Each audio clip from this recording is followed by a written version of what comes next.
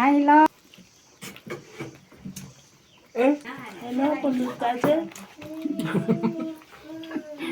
खाइ ल पुजारी बाजे अरे को मान्छे मेरै फोटो क्या पण्डित पुजारी बानी थिएन पुजारी जस्तै रहेछ हौ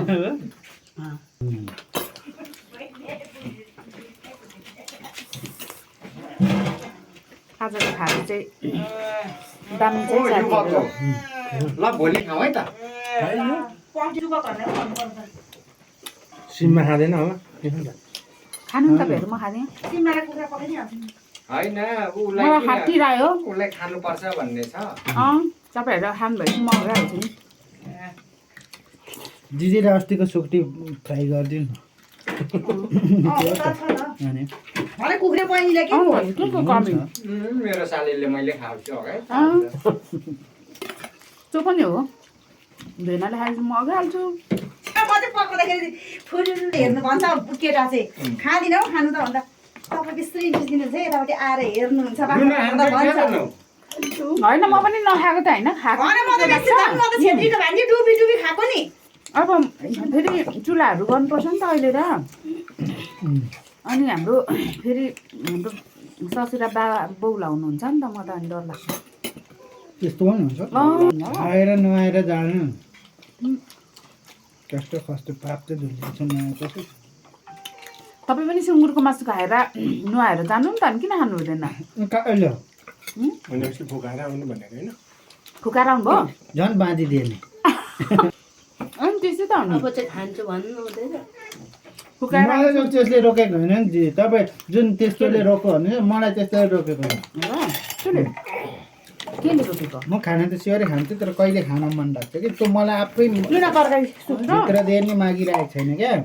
त्यो म खाइहाल्छु स्योरै अनि त्यस्तो मिठो मिठो गरेर हामी खान्छौँ अनि ढिलो चारो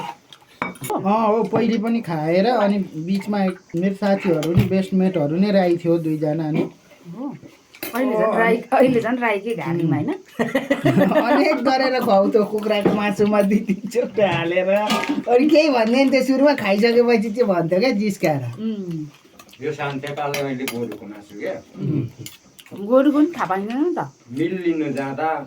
मैसँग गएको मिसाएर चाहिँ थाहा पाइँदैन साबदा दाईको घरमा बसै नमिसाइ पनि मजाले भुट्यो भने थाहा नै हुँदैन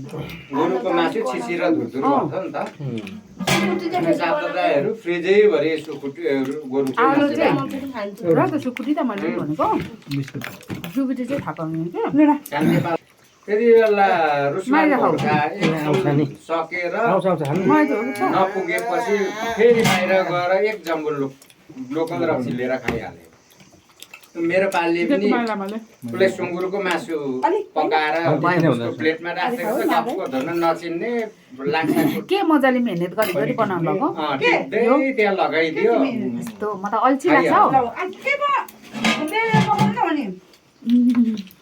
अघि नै मुछी राखेँ अनि पकाउनु चाहिँ भेनाल्छु अब म त फ्राई प्यानमा हेर्दै 3-4 लाउने विचार गर्दै थिएँ अहिले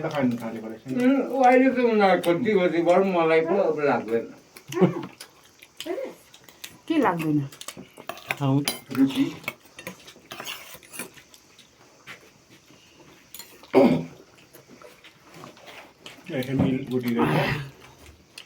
पुरा बिनाकोमा जेरी पुरी भुट्नु लागिराखेको रहेछ अनि पुरीहरूसँग फेरि पल्लो घरतिर खोर्सानी खान सक्दिनँ म तरकारीमै म पनि खुकुरी बोकेको रहेछ लुखाउँ भन्न थाल्यो अनि के को मासु फुट्यो भनेको त लाग्छ त्योबाट खाने त्यो त खानुपर्ने यस्तै अर्ग्यानिक नै हो नि मिठो लाग्यो पकाइ तुलाई मेरो मिठो नभएर नि एक नम्बर भेना हाय ल ज्ञान बोल्नै हुँदैन मेरो त क्यामेरा देखेपछि घोप्टेको घोप्टेकै त्यही घोप्टेकोमा चाहिँ फेरि भ्युज आउँछ क्या धेरै साथीले दानी बनाउनु हुँदैछ भेनाको लाम बित्तिकै बनाउनु जान्छ हुरुरुरुरु गइहाल्छ कि मलाई बेच्दैछ भने स्टाइल हो कि भेनाको त्यो पनि अनि बल्ल बल्ल बल्ल बल्ल खाइहाल्छ उनीहरू बाउ छोरा खायो लान्छ कसैपछि सुरुमा चाहिँ एकखेप लाएर पकाउनु भयो एक फ्राई प्यान थियो नानी भोजपुरदेखि आउने अनि यहाँबाट आइपुग्यो बिहान हिँडेको 12 बजीतिर अनि त्यहाँबाट चाहिँ खानुभयो कि तपाईँ त खानु भएन नि नानीले चाहिँ खायो होला एकखेप अनि म त दुइटाले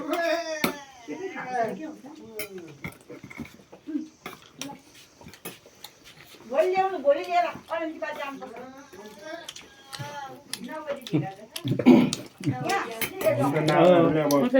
आन्टी पनि सब बुझ्नु ग्यास्ट्रिकमा पस्यो भने कस्तो खायो पार्छ चिल्लो धेरै हुन्छ नि त खाली पेटमा हो अनि खाली नै त थियो नि हाम्रो कहाँ भरिदियो त नि भात खानु ग्यास्ट्रिक पस्यो भने त्यसलाई खाली भन्दैन कान्छी एकखेप खाइसकेपछि बिहान फेरि नखाइ अनि भोक लागेपछि चाहिँ खाली नभन्नु त्यसलाई खाली पेट हो र बिहानको बिहान केही नखाइकन भोक लागेपछि खाली नै हुन्छ नि त अचम्म बिहानको मात्र अरे कहिले भनेको मैले नि भोक डक्टरले लागेपछि तपाईँलाई जति खाली पेटको दबाई खा भन्दाखेरि बिहानै चाहिँ भात खान्छु अनि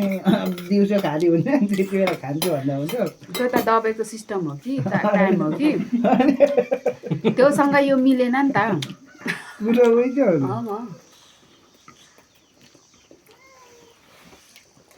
साँच्चै हामीलाई पाँचजना नि जहिले यो खाने पाँचजना नि ओके 10 50 भोक लाग्ने चाहिँ नबनाइदिनु नि है भगवान्ले त्यसो भए त मान्छे त्यही कामै गर्छ किन जागिर खानु अनि पहिला महादेवले काँक्रो खाने हो कहिले कहिले त्यस्तैले सोध्छु क्या काँक्रो खाने है खाने नि माइला टिपी ल्याऊ तिमी अग्लो छौ एउटा जेको बान्ने छ के पो भन्छ बुढी ब्रह्माकी महादेवले सृष्टि गरेको अरे नि त प्राणी जगत खानु भनेर अनि त्यहाँदेखि गोरुलाई पठाएको अरे के मान्छेलाई हप्ता दिनमा चाहिँ एकचोटि खानु है भनेर भन्नु पठाएको अरे अँ अनि त्यहाँदेखि गोरु गोपालो गएर बिहान बेलुका खानु भनिरहेको अरे मान्छेलाई अनि त्यहाँदेखि के भनिस् भनेर भन्दा बिहान बेलुका खानु भनेर भन्नु अरे के अनि त्यहाँदेखि त्यसो भए म पाल्न सक्दिनँ तै पाल भनेर चाहिँ अनि गोरु जोत्नुपर्छ अनि जोत्नुपर्छ त अनि जोतेर पाल्नु बुढाबुढी त्यसो भन्छ अनि हप्ता दिनमा खानुपर्ने भए त खर्च हुँदैन थियो नि खानु लाउनु नपर्ने भन्दा त्यो पनि झरियो सजिनाले दिएको पिरो छ धेरै सौताले भएको छ अरे खसेर बनाइदिएको तिमीले गलत गर्यो भन्दा आलो हुँदै मसिनो फिजाएको भए के चाहिँ किन्नेमै राम्रो हुन्थ्यो त्यत्रो ढिका ढिका रहेछ अनि त्यत्रो चाहिँ किनामा बनाउनु भएको मन पर्दैन भनेको सुनेको त्यो पनि कसले बनायो किनामा मन पर्दैन त्यो पनि के मन पर्दैन यो मन पर्छ कि मन पर्दैन गाई छ आमामा लोकल काँक्रा हरियो हेर त थालमा न सफा छ हुन्छ यो केही हुँदैन यो अर्ग्यानिक हो यो प्याज लाग्यो आलु काट्दा पऱ्यो केही फरक पर्दैन काँक्रातिर लाग्यो साथीहरू हामी चाहिँ म कति वर्ष पुगेँ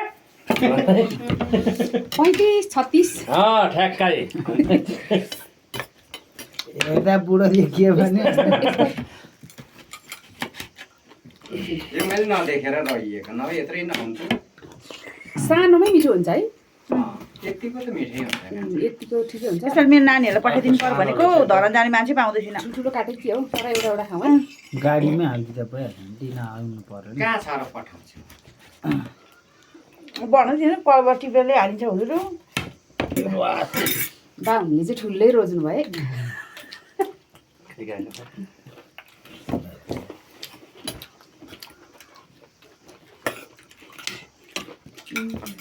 मैले त मैले त मसिनो मसिनो खान्छु होला 20-30 वटा आज खाइसकेँ अन्नपूर्णको मान्छेले मलाई देखेर